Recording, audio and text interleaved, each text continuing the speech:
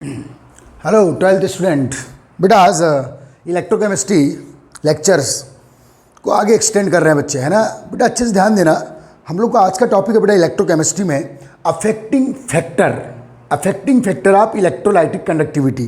तो बेटा यहाँ जो कुछ पॉइंट्स जो फैक्टर्स पढ़ाऊंगा, वेरियस फैक्टर, इनमें बेटा 1 मार्क के MCQ बहुत पूछा है और एक बड़ा सा भी क्वेश्चन है बेटा। अगर हम लोग 3 to 4 मार्क का क्वेश्चन आता है बोर्ड एग्जाम में, और अगर कंपटीशन एग्जाम की बात करें तो यहाँ से कुछ रीजनिंग और लॉजिकल क्वेश्चंस होते हैं बेटा, तो उनको आप अच्छे से तैयार करेंगे। ओके, तो बेटा हमारा आज का टॉपिक है क्या? यस, ठीक है। इसके पहले का लेक्चर आप अच्छे से रिवाइज कर लीजिएगा।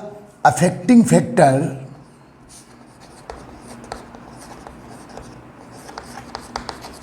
यस, इंटरेस्ट लेंगे आप लोग।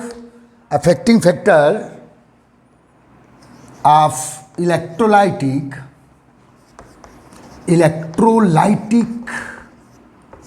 कंडक्टिविटी या ionic conductivity. Okay, same term बेटा। Okay, electrolytic conductivity. ठीक है बेटा। तो देखिएगा, ये है बेटा आपका electrolytic solution which fill between 2 electrode. तो बेटा ये इलेक्ट्रोलाइटिक सॉल्यूशन है बेटा जो 2 इलेक्ट्रोड के बिटवीन फिलअप किए हैं। और इलेक्ट्रोलाइटिक सॉल्यूशन में बेटा आपके पास केटायन है, दिस एनायन है। ओके गाइस, केटायन और एनायन। बेटा जब आप इन दोनों इलेक्ट्रोड को एक्सटर्नल इलेक्ट्रिक फील्ड से अटैच करेंगे, बैटरी से अटैच करेंगे, ध्यान दीजिए, ठीक है, ध्यान देना बेटा। ओके, तो बेटा ये प्लस प्लेट और ये माइनस प्लेट। तो मैं यहाँ बेटा इलेक्ट्रोड का जो बिटवीन डिस्टेंस है बेटा ये L है, और इलेक्ट्रोड का जो बेटा जो क्रॉस सेक्शन एरिया है दिस ये क्या है बेटा A। इन सब पर हम लोग बात कर चुके हैं, ठीक है। तो बेटा आज हमारा जो क्वेश्चन बना दीजिएगा, इसे क्वेश्चन बना दीजिए बच्चे, affecting factor of electrolytic conductivity, ionic conductivity. ठीक है, समझ में आ रहा है आपको? तो बेटा यहाँ रटना कुछ नहीं, आप समझेंगे तो आपको हर चीज़ क्लियर हो जाएगी। ओके, मुस्कुराइए, ध्यान देना। Affecting factor of electrolytic conductivity में पहला पॉइंट, ठीक है बेटा, ध्यान देना। फर्स्ट पॉइंट में बात करूंगा बेटा मैं nature of electrolyte. Nature of electrolyte नहीं बेटा, फर्स्ट पॉइंट में बात करूंगा मैं नंबर ऑफ आयन। सीधे सीधे देखिए बेटा, अगर आपका जो ये इलेक्ट्रोलाइटिक सॉल्यूशन है बेटा बिटवीन 2 इलेक्ट्रोड, इसमें देखो इलेक्ट्रोलाइटिक कंडक्टिविटी में जो चार्ज को फ्लो करना है, करंट को फ्लो करना है, वो किससे करना है? अरे आयनों को करना है यार। केटायन और एनायन, केटायन है बेटा M प्लस चार्ज है, एनायन है X माइनस चार्ज है। तो बेटा चार्ज को फ्लो कौन करेगा? केटायन पॉजिटिव चार्ज को फ्लो करेगा और एनायन ये नेगेटिव चार्ज को फ्लो करेगा बेटा। ओके गाइस, तो सीधे सीधे जो पहला फैक्टर है बेटा वो है नंबर ऑफ आयंस। तो आप लिख दीजिएगा, अगर नंबर ऑफ आयंस ज़्यादा होंगे तो करंट फ्लो ज़्यादा होगा, ज़्यादा चार्ज फ्लो होगा, क्योंकि चार्ज को फाइनली फ्लो किससे करना है? केटायन और एनायन को, इन सॉल्यूशन मीडियम या इन एक्वस मीडियम या इन लिक्विड मीडियम। तो सीधे सीधे बेटा ओके, आयनिक कंडक्टिविटी, ध्यान दीजिएगा, ionic conductivity proportional to number of ions. सीधा बेसिक फंडा है बेटा।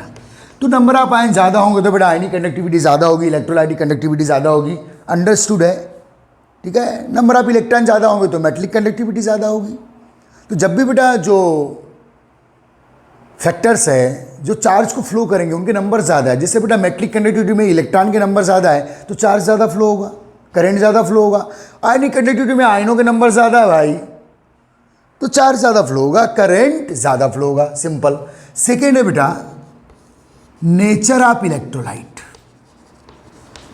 नेचर ऑफ इलेक्ट्रोलाइट, ठीक है बेटा, ध्यान दीजिए। अब बेटा जो आपने इलेक्ट्रोलाइट डाले हो यहाँ, इलेक्ट्रोलाइट बेटा हम लोगों ने स्टडी कर चुके हैं, ये 2 टाइप्स हो सकते हैं बेटा, weak electrolyte and strong electrolyte.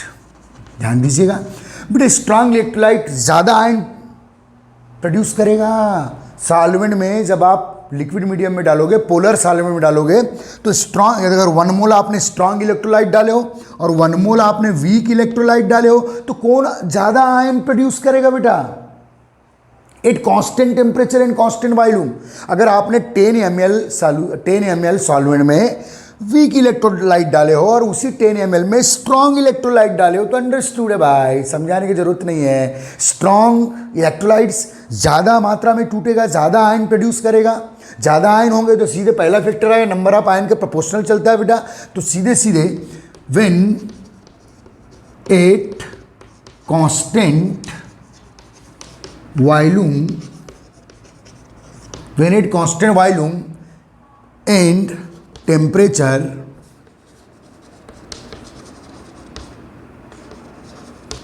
weakened strong electrolyte, weakened strong electrolyte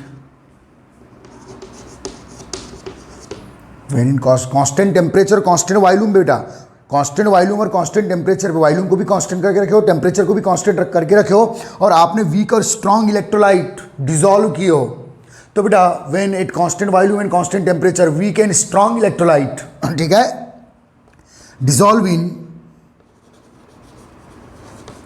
in solution, then ionic conductivity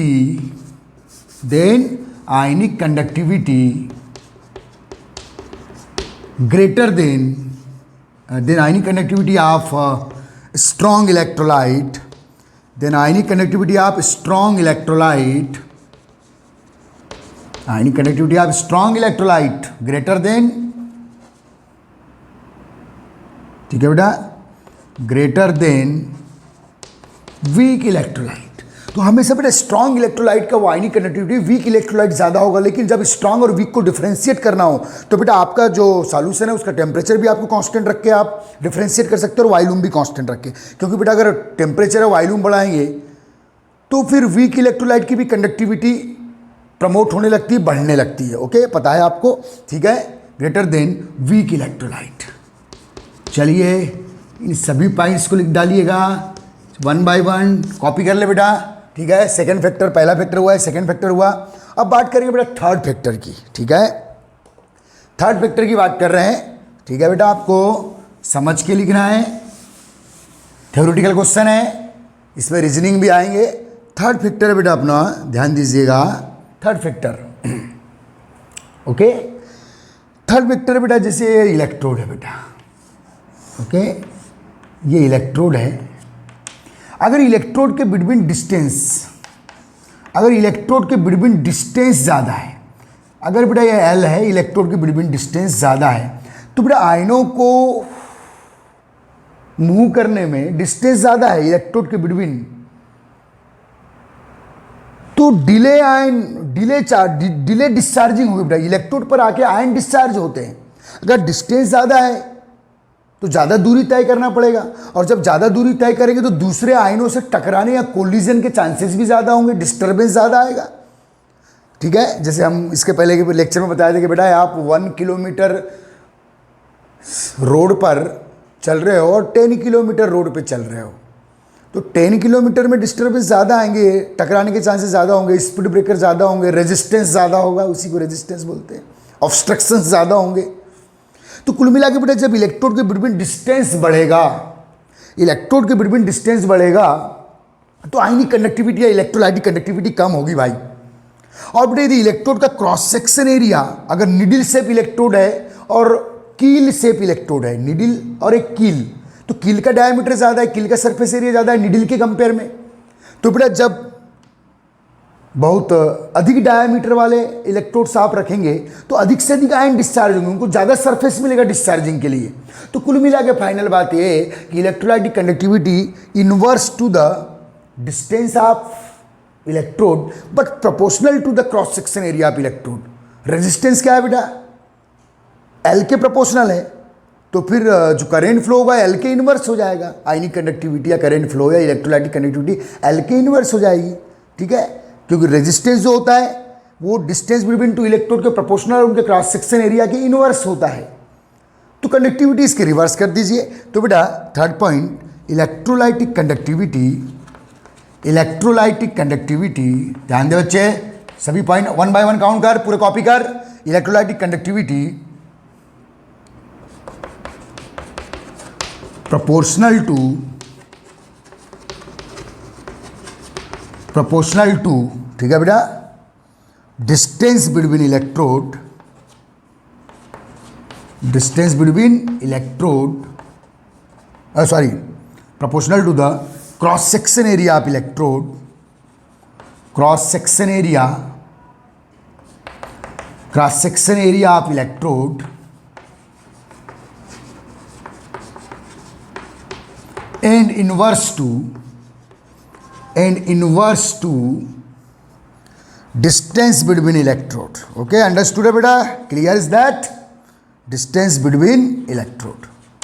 ठीक है, distance between electrode. Okay guys, ठीक है, समझ में आ रहा है आपको? उम्मीद है। तो बेटे तीसरा पॉइंट, ठीक है, ठीक है, ओके गाइस, चलो एंजॉय द थ्योरी, ठीक है। अब ध्यान दे बेटा, अब फोर्थ पॉइंट लेते हैं, फोर्थ फैक्टर लेते हैं। अगर देखिए बेटा, कोई सॉल्यूशन ज़्यादा डेंस है, जो सॉल्यूशन है जो बिटवीन टू इलेक्ट्रोड भरा हुआ है, जो इलेक्ट्रोलाइटिक सॉल्यूशन ज़्यादा डेंस है, ज़्यादा विस्कस है, तो आपको मालूम है कि विस्कस मीडियम में आयनिक मूवमेंट स्लो होगा, और थीन मीडियम है बेटा, पतला मीडियम है, तो आयनिक मूवमेंट ज़्यादा होगा। तो सीधे सीधे विस्कोसिटी जो है, विस्कोसिटी जितना ज़्यादा डेंस सॉल्यूशन होगा, घना या गाढ़ा सॉल्यूशन होगा, वह आयनिक मूवमेंट जो होगा वो स्लो होगा, केटायन और एनायन का मूवमेंट। और जितना थीन पतला सॉल्यूशन होगा वह आयनिक मूवमेंट ज़्यादा होगा। तो सिंपल सा है बेटा, ठीक है, electrolytic conductivity proportional to inverse to the viscosity of solution, viscosity of solution, ठीक है बेटा, क्योंकि ज़्यादा विस्कस सॉल्यूशन में स्लो मूवमेंट होंगे, किसके? आयंस के, विस्कोसिटी ऑफ सॉल्यूशन। चलिए छाप लीजिए, चलिए बेटा 4.4 फैक्टर छाप लीजिएगा प्लीज़, जल्दी कॉपी कर ले, स्क्रीनशॉट ले ले, ठीक है बेटा, वेरी गुड बेटा। फिफ्थ फैक्टर पे बात कर रहा हूँ। फिफ्थ फैक्टर को सेपरेटली, इंडिविजुअली, अलग से भी बहुत बार काउंट किया है बेटा। इसके एमसीक्यूज भी मोस्टली टाइम कंपटीशन एग्जाम में, एमपी बोर्ड में मिले हैं बेटा।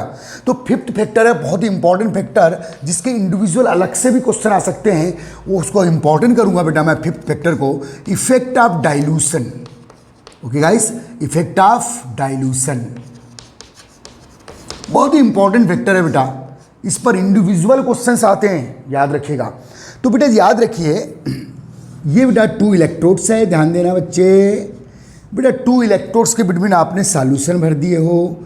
अब इसमें बेटा आपने अगर वीक इलेक्ट्रोलाइट डाले हो, देखो यहाँ आपने वीक इलेक्ट्रोलाइट डिसॉल्व किए हो, ओके, या स्ट्रॉन्ग इलेक्ट्रोलाइट डिसॉल्व किए हो। वीक इलेक्ट्रोलाइट डिसॉल्व किए हो या स्ट्रॉन्ग इलेक्ट्रोलाइट डिसॉल्व किए, वह ध्यान देना बच्चे।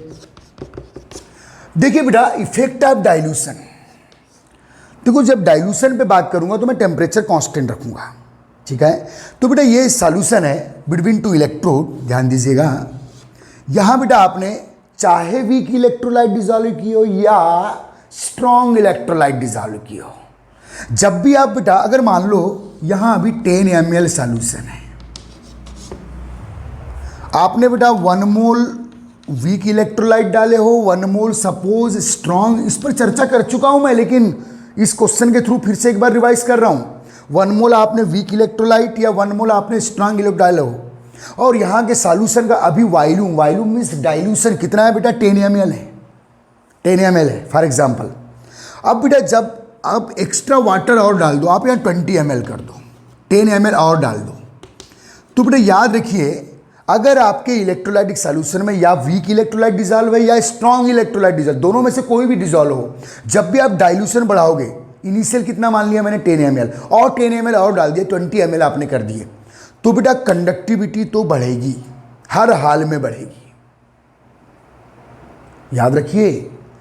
तो सीधे सीधे मैं बात तो लिखूंगा बेटा, द इलेक्ट्रोलाइटिक कंडक्टिविटी, याद रखना ये सेंटेंस बहुत इंपॉर्टेंट है। The electrolytic conductivity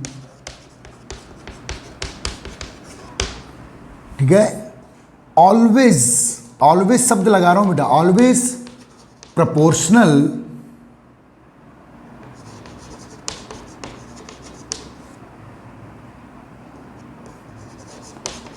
to the dilution of solution.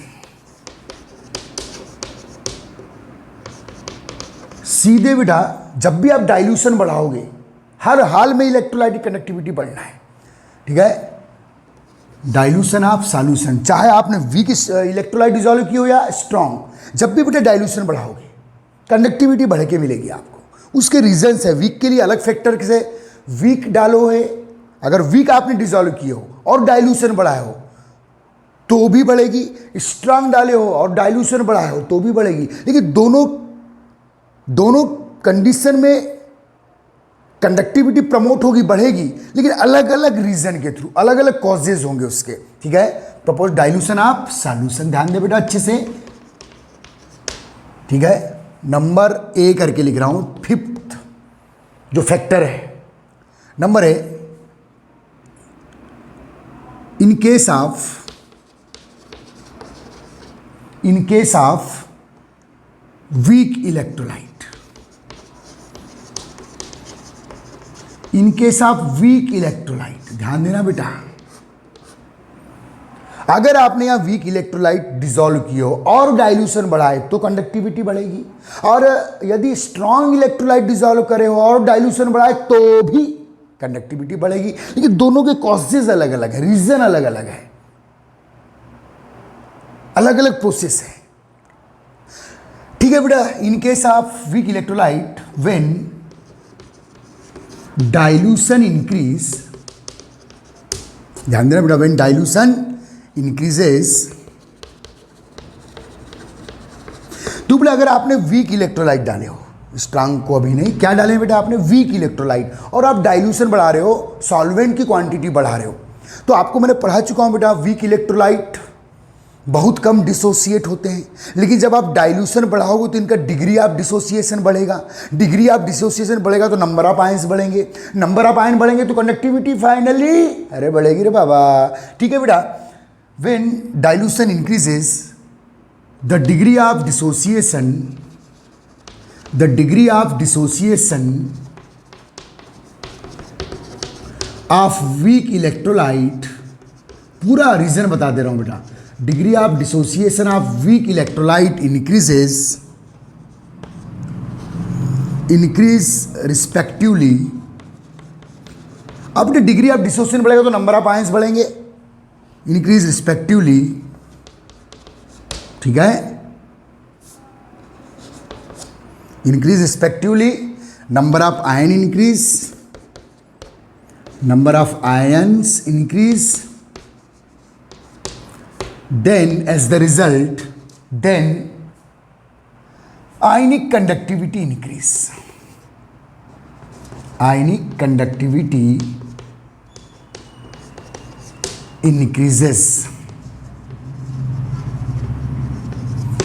तो देखिए बेटा, अगर आपने क्या डाले हो बेटा, वीक इलेक्ट्रोलाइट और डाइल्यूशन बढ़ा रहे हो तो क्यों कंडक्टिविटी बढ़ेगी, क्योंकि वीक इलेक्ट्रोलाइट को तो मजा आ जाएगा जब आप डाइल्यूशन बढ़ाओगे, खुश हो जाएगा वो, क्योंकि जैसे आप डाइल्यूशन बढ़ाओगे अधिक से अधिक टूटेगा, क्योंकि वो किसी भी डाइल्यूशन पे बहुत कम टूटता है, और जब आप डाइल्यूशन बढ़ाओगे तो डिग्री ऑफ डिसोसिएशन बढ़ेगा, नंबर ऑफ आयंस बढ़ेंगे, नंबर ऑफ आयंस बढ़ेंगे तो कंडक्टिविटी बढ़ेगी रे भैया, ठीक है बेटा। ये अब बात करूंगा बेटा, अगर आपने क्या डाले हो बेटा, स्ट्रॉन्ग इलेक्ट्रोलाइट, क्या डाले आपने, स्ट्रॉन्ग इलेक्ट्रोलाइट डाले हो, ये तो बेटा किसी भी डाइल्यूशन पे कंप्लीटली डिसोसिएट होता है, नंबर ऑफ आयंस 1 ml पे भी उतना ही देगा, 10 ml पे भी उतना ही देगा, 100 ml पे उतना ही देगा। लेकिन जब आप डाइल्यूशन बढ़ाओगे, वाटर क्वांटिटी बढ़ाओगे, सॉल्वेंट की क्वांटिटी बढ़ाओगे तो ये भी खुश हो जाएगा, क्योंकि बेटा जो स्ट्रॉन्ग इलेक्ट्रोलाइट है, ध्यान देना मैं यहाँ समझा रहा हूँ एक बार और, ये बेटा स्ट्रॉन्ग इलेक्ट्रोलाइट है बिटवीन टू इलेक्ट्रोड, ये M+ है बेटा आयन और X-। जब बेटा आप डाइल्यूशन बढ़ाओगे तो केटायन एनायन के बिटवीन डाइल्यूशन बढ़ाओगे तो केटायन एनायन के बिटवीन डिस्टेंस बढ़ेगा, डिस्टेंस बढ़ेगा। देखो ध्यान देना, ये चलो अपने एक बार फिर से एक्सपेरिमेंट कर रहे हैं, ये प्लस प्लेट है बेटा, ये माइनस प्लेट है, ये पॉजिटिव इलेक्ट्रोड, ये नेगेटिव इलेक्ट्रोड, ठीक है। अब केटायन इधर केटायन नेगेटिव प्लेट की ओर मूव करेगा और एनायन पॉजिटिव प्लेट की ओर मूव करेगा बेटा। ध्यान देना, जब अब बेटा आप डाइल्यूशन बढ़ाओगे यहाँ, तो डाइल्यूशन देखो यहाँ नंबर ऑफ आयंस तो सफिशियंट है, डाइल्यूशन बढ़ाओगे तो नंबर ऑफ आयंस यहाँ बढ़ने वाले नहीं है, जबकि वीक इलेक्ट्रोलाइट में डाइल्यूशन बढ़ाओगे तो नंबर ऑफ आयन बढ़ेंगे, नंबर ऑफ आयन बढ़ेंगे तो उसका जो वीक पॉइंट है बेटा वीक इलेक्ट्रोलाइट का, उसमें आयंस कम होते हैं, लेकिन डाइल्यूशन बढ़ाओगे तो आयन बढ़ेंगे, आयन बढ़ेंगे तो कंडक्टिविटी बढ़ेगी। लेकिन स्ट्रॉन्ग इलेक्ट्रोलाइट तो किसी भी डाइल्यूशन पे सफिशियंट आयन प्रोवाइड करता है, लेकिन यहां भी अगर आप डाइल्यूशन बढ़ाओगे तो यहां भी कंडक्टिविटी बढ़ेगी। वीक इलेक्ट्रोलाइट में क्यों बढ़ रही बेटा? Due to when dilution increases the degree of dissociation of weak electrolyte increase. ये एमसीक्यू का बड़ा प्यारा पॉइंट है कि वीक इलेक्ट्रोलाइट में डाइल्यूशन बढ़ाओगे तो क्यों कंडक्टिविटी बढ़ेगी, तो आंसर क्या रहेगा? Degree of dissociation increase. लेकिन जब स्ट्रॉन्ग इलेक्ट्रोलाइट डिसॉल्व और अगर आपने डाइल्यूशन बढ़ाया तो भी कंडक्टिविटी बढ़ेगी, तो उसका भी रीजन पूछेगा, तो उसका रीजन यहां समझा रहा हूं, देखो और ध्यान दें। तो बेटा केटायन एनायन जब आप डाइल्यूशन बढ़ाओगे तो केटायन एनायन के बिटवीन जो डिस्टेंस है वो बढ़ेगा। 10 ml में मान लो 10 ml में 20 आयन है और आपने डाइल्यूशन बढ़ा के 20 ml कर दिए, 10 ml और डाइल्यूशन, तो बेटा आयनों के बिटवीन डिस्टेंस बढ़ जाएगा। डिस्टेंस बढ़ेगा तो इंटर आयनिक एट्रैक्शन, देखो आयन इधर, देखो केटायन इधर मूव कर रहा है, एनायन इधर मूव कर रहा है, बोले मैं इधर जा रहा हूँ तो इधर जा रहा है, लेकिन जब दोनों पास में आएंगे तो हो सकता है दोनों आपस में इंटरेस्ट लेने लगे, आपस में इंटरेस्ट लेने लगे बेटा, तो इनके बिटवीन आयनिक मूवमेंट डिक्रीज होगा। लेकिन जब आप डाइल्यूशन बढ़ाओगे तो क्या बढ़ेगा बेटा? ये दो आयनों के बिटवीन केटायन एनायन के बिटवीन डिस्टेंस बढ़ेगा, डिस्टेंस बढ़ेगा तो इंटर आयनिक एट्रैक्शन कम होगा। पता चल रहा है ये इधर जाने के मूड में, इधर जाने के मूड में, दोनों आपस में आए तो बोले दोनों चल हम दोनों आपस में बात कर लेते हैं, थोड़ी देर रुक गए आप, एट्रैक्शन के कारण थोड़ी मूवमेंट कम हो जाएगी। तो बेटा जब भी आप डाइल्यूशन बढ़ाओगे इंटर आयनिक एट्रैक्शन कम होगा, क्योंकि आयनिक डिस्टेंस बढ़ जाएगा, आयनों के बिटवीन डिस्टेंस बढ़ेगा, इंटर आयनिक एट्रैक्शन कम होगा, फ्री मूवमेंट बढ़ जाएगा। फ्री मूवमेंट बढ़ जाएगा तो रैपिडली चार्ज फ्लो करेंगे, रैपिडली करंट फ्लो करेंगे। ओके गाइस, तो ध्यान देना बेटा, नंबर सेकेंड लिख रहा हूं मैं, number second B, in case of strong electrolyte, in case of strong electrolyte, समझना बेटा अच्छे से, ये वीक इलेक्ट्रोलाइट लिखवा दिया मैंने। इन case of strong electrolyte when dilution increases, when dilution increases,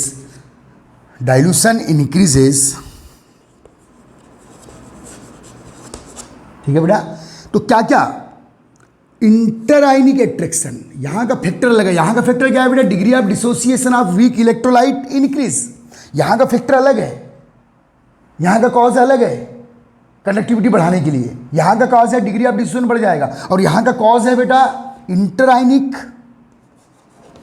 inter ionic attraction decrease.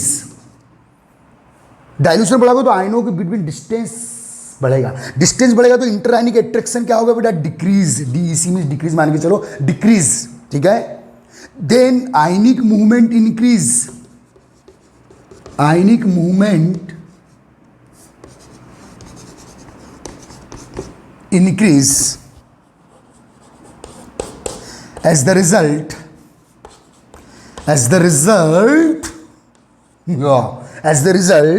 ध्यान देना बेटा, as the result ionic conductivity increases, means electrolytic conductivity increases,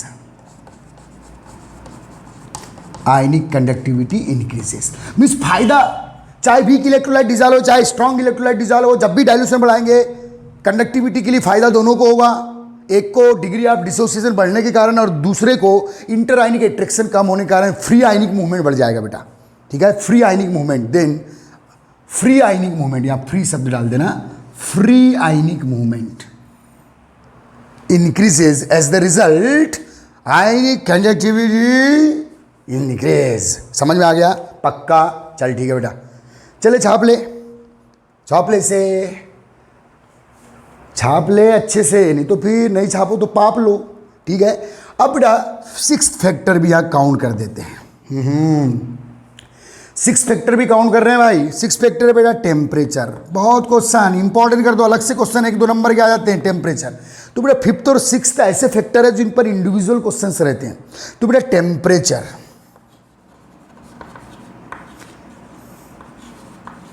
देखिए टेम्परेचर का बड़ा रोल है बेटा कंडक्टिविटी में, चाहे वो सेमीकंडक्टर की कंडक्टिविटी हो, चाहे वो मेटेलिक कंडक्टर की कंडक्टिविटी हो, चाहे वो इलेक्ट्रोलाइट की कंडक्टिविटी हो, टेम्परेचर का रोल पूछता ही आपको, मान के चल लीजिए, ध्यान देना।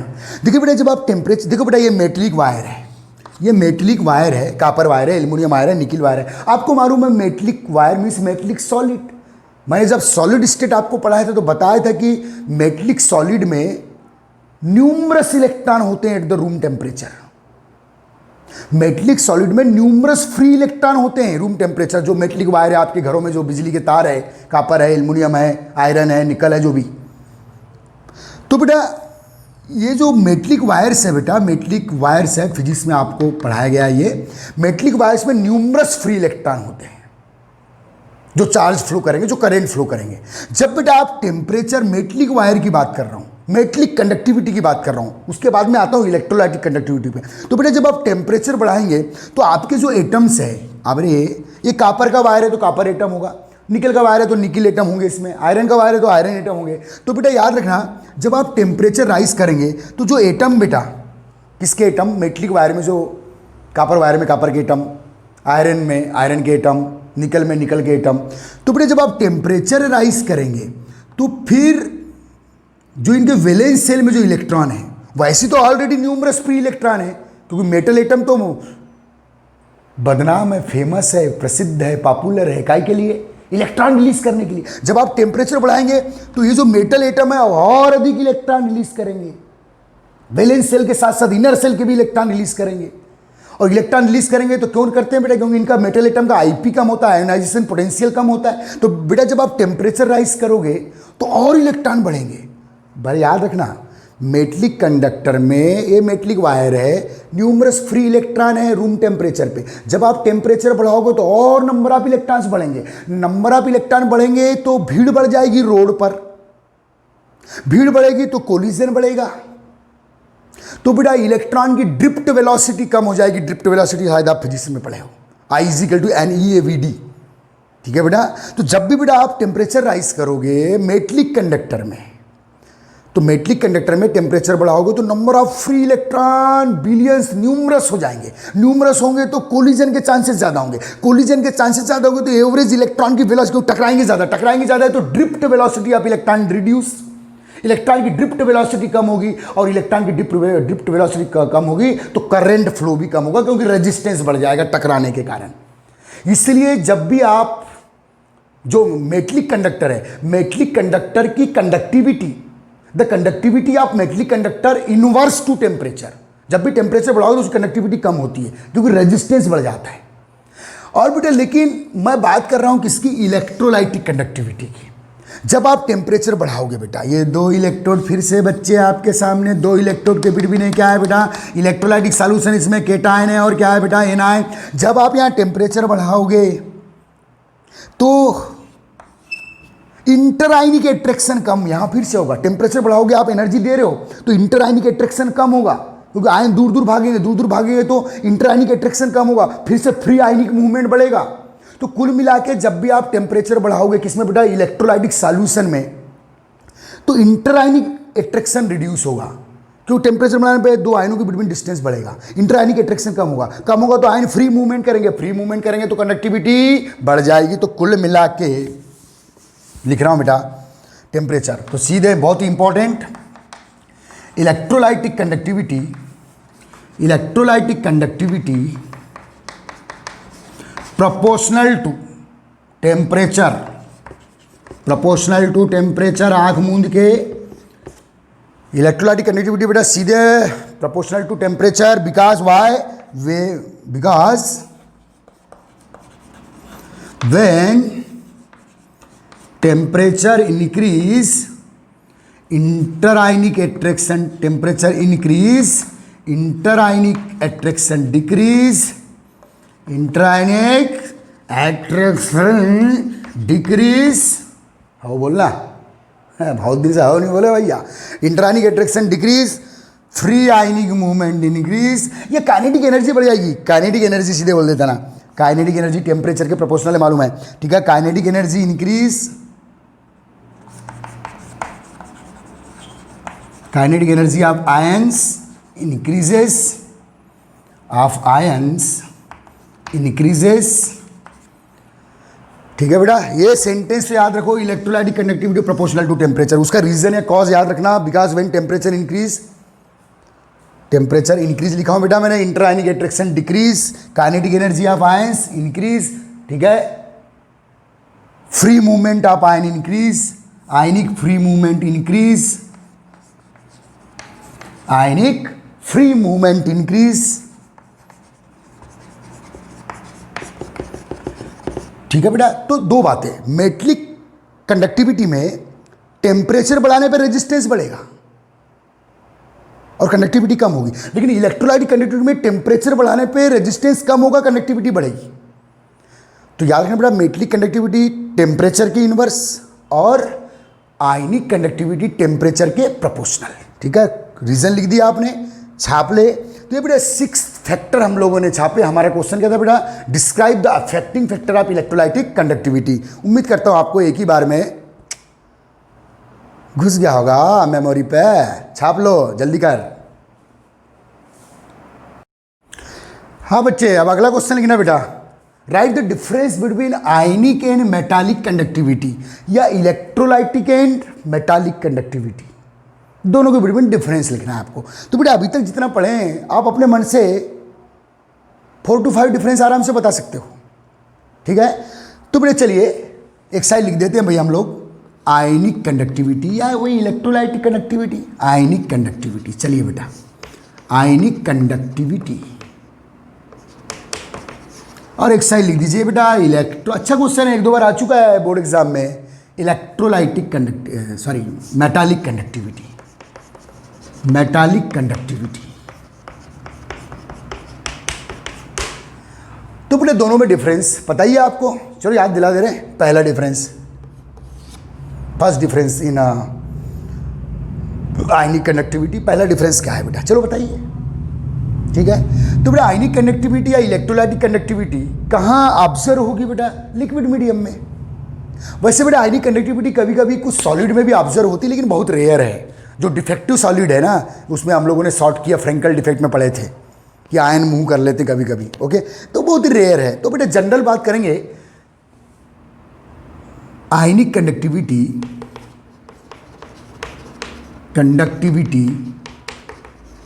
Observe in liquid medium. और बेटा जो मेटालिक कंडक्टिविटी है, ठीक है, मेटालिक कंडक्टिविटी की बात करेंगे बेटा हम लोग, ऑब्जर्व इन या appear in, observe in solid medium, क्योंकि मेटल तो बेटा सॉलिड ही होता है अगर मरकरी को छोड़ दे तो, ऑब्जर्व इन सॉलिड मीडियम, ठीक है। तो ये जनरल पहला डिफरेंस, ठीक है बेटा, पहला डिफरेंस, लेकिन ये ज़्यादा बेहतरीन डिफरेंस नहीं है, ठीक है। दूसरे डिफरेंस बहुत ही इंपॉर्टेंट, ठीक है बेटा, आयनिक कंडक्टिविटी या इलेक्ट्रोलाइटिक कंडक्टिविटी जो लिक्विड मीडियम में या सॉल्यूशन में ऑब्जर्व होती है, हम देखते हैं, ठीक है, या उसका जो डेमोन्स्ट्रेशन है वो लिक्विड मीडियम में होता है बेटा, ठीक है। आयनिक कंडक्टिविटी फर्निश्ड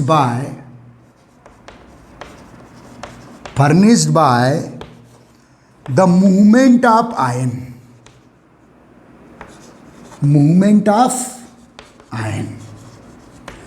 और बेटा इसके बारे में तो पता ही है, second point, metallic conductivity, metallic conductivity furnished by, okay बताए बच्चे, लेकिन मुझे तो अपने क्वेश्चंस कराना है। Furnished by the flow of electron या मूवमेंट ऑफ इलेक्ट्रॉन। चलिए फ्लो ऑफ इलेक्ट्रॉन लिख दिया मैंने उधर। चलिए बेटा चलो तीसरी बात कर देते, तीसरा डिफरेंस क्या है। देखिए बेटा जो आयनिक कंडक्टिविटी है, चलो एक बार फिर से अपना एक सेल बना लेते हैं भैया। यहाँ बेटा केटायन है और एनायन है, ये माइनस प्लेट और ये प्लस प्लेट। तो बेटा जो पॉजिटिव प्लेट है towards positive plate anion move करेगा, towards negative plate cation move करेगा। तो देखो बेटा केटायन के पास पॉजिटिव चार्ज है और एनायन के पास क्या है बेटा, नेगेटिव चार्ज है। तो यहाँ जो चार्ज या करंट फ्लो होता है किसमें, आयनिक या इलेक्ट्रोलाइटिक कंडक्टिविटी में जो करंट फ्लो होता है वो आयनों के थ्रू होता है। और यहां जो करंट फ्लो होगा बेटा, जैसे मेटलिक रॉड है तो यहां इलेक्ट्रॉन, यहां देखो बेटा इलेक्ट्रॉन या इलेक्ट्रॉन फ्लो करेंगे, बस इलेक्ट्रॉन फ्लो करेंगे। जबकि यहां बेटा एम क्या है, एटम है, एक्स क्या है, एटम है, एटम पे प्लस चार्ज है, एटम पे माइनस चार्ज है। यहां माइनस चार्ज का मतलब केवल इलेक्ट्रॉन ही है। देखो अगर किसी एटम पे minus charge means excess electron है। तो देखो बेटा इलेक्ट्रोलाइटिक या आयनिक कंडक्टिविटी में चार्ज के साथ मास भी फ्लो होता है, क्योंकि एम क्या है बेटा, मेटल एटम है, और एक्स क्या है बेटा, नॉन मेटल एटम है। तो मेटल और नॉन मेटल एटम मूव कर रहे हैं, यहां एटम देखो मूव कर रहे हैं, चार्ज लेकर मूव कर रहे हैं। यहां केवल चार्ज फ्लो होता है, यहां एटम के साथ चार्ज और एटम में मास है। और इलेक्ट्रॉन का तो फार्मूला आपको मालूम है, -1 इज 0। इलेक्ट्रॉन का चार्ज क्या है बेटा, -1, लेकिन मास क्या है बेटा, 0 है। मीन्स जो मेटलिक कंडक्टिविटी में मास फ्लो नहीं होता, केवल चार्ज फ्लो होता है इलेक्ट्रॉन के फॉर्म में, इलेक्ट्रॉन के रूप में। जबकि बेटा आयनिक कंडक्टिविटी में चार्ज तो फ्लो हो रहा है, साथ में मास भी फ्लो हो रहा है, क्योंकि m एटम है, एटम का मास काउंटेबल है, x एटम है, x का मास काउंटेबल है। तो ठीक है बेटा क्या लिखेंगे अगला 4th पॉइंट, बहुत इंपॉर्टेंट पॉइंट। इन आयनिक कंडक्टिविटी, आपको उम्मीद है समझ में आ गया होगा। इन आयनिक कंडक्टिविटी एज वेल एज, ध्यान देना बेटा, एज वेल एज चार्ज मास आल्सो मूव या फ्लो। चार्ज के साथ मास भी फ्लो होता है बेटा, ठीक है। तो यहां बेटा 3rd point, metallic conductivity difference है, only charge flow by electron, only charge flow in metallic conductivity. बहुत ही प्यारा डिफरेंस, इज दैट क्लियर बच्चे, ठीक है। ओनली चार्ज फ्लो होगा, यहाँ चार्ज के साथ मास भी फ्लो होगा, क्योंकि यह चार्ज आयन मूव करते हैं बेटा। और आयन मीन्स आपको मालूम है एम एटम है, बॉडी है, उस पर प्लस चार्ज, तो एटम पे प्लस चार्ज केटायन और उसी एटम पे माइनस चार्ज एनायन। तो यहाँ केटायन और एनायन चार्ज को फ्लो करेंगे, मीन्स मास के साथ चार्ज फ्लो हो रहा है, क्योंकि केटायन एनायन एटम है, एटम का मास काउंटेबल है, पता ही है आपको, ठीक है, क्लियर। अब बेटा 4th पॉइंट की बात कर लेते हैं बच्चे। 4th पॉइंट आपको पता ही है, 4th डिफरेंस। तो बेटा 4th डिफरेंस बड़ा इंपॉर्टेंट है, अब भी बताया हूं जस्ट। तो बेटा जो आयनिक कंडक्टिविटी